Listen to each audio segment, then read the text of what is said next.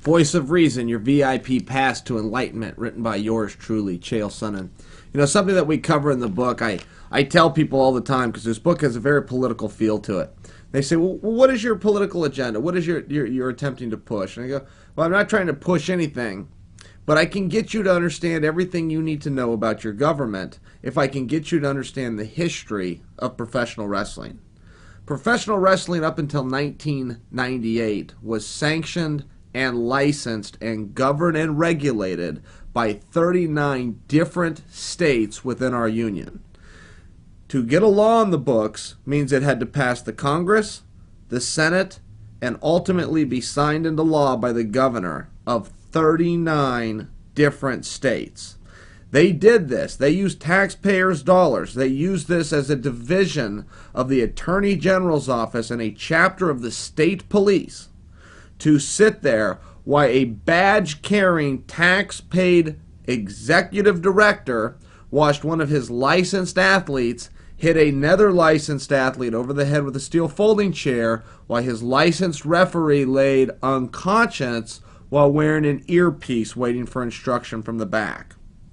Professional wrestling was nothing more than a play or any other great and wonderfully entertaining form of entertainment. 39 different states within our union, through their Congress, their Senate, and ultimately their governor at that time, believed it was real.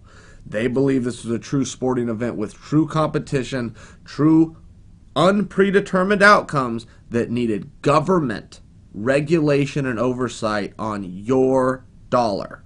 In 1989, Vince McMahon and his empire, the World Wrestling Federation, now known as the WWE, went to trial. They were asked these very questions under oath about the validity of professional wrestling and if it was in fact a sport or if it was entertainment. Vince McMahon testified it was in fact entertainment. This was one of the biggest black eyes in the history of the country to our political system.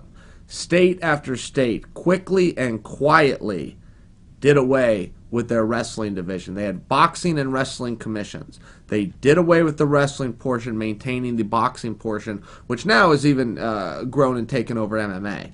Not all states did, though. As a matter of fact, I live in Oregon. We still have a boxing and wrestling commission. It still costs our taxpayers $400,000 a year to keep it going, so that a person at the direction of the Attorney General's office, a chapter of the state police, can sit ringside, watch one of his licensed wrestlers hit another licensed wrestler over the head with a steel folding chair while the referee lays there pretending to be unconscious, waiting for instruction in his earpiece.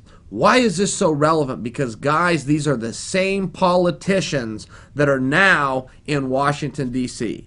The same politicians that stood in front of cameras with their fancy suits, their ties, looking important and sounding official, and signed into law to govern professional wrestling. The same doofuses that were duped are the same people you're entrusting with Medicare, with your Social Security, with the education of your kids, with national security and national defense. The same guys that fell for the act that was professional wrestling are regulating and governing you today.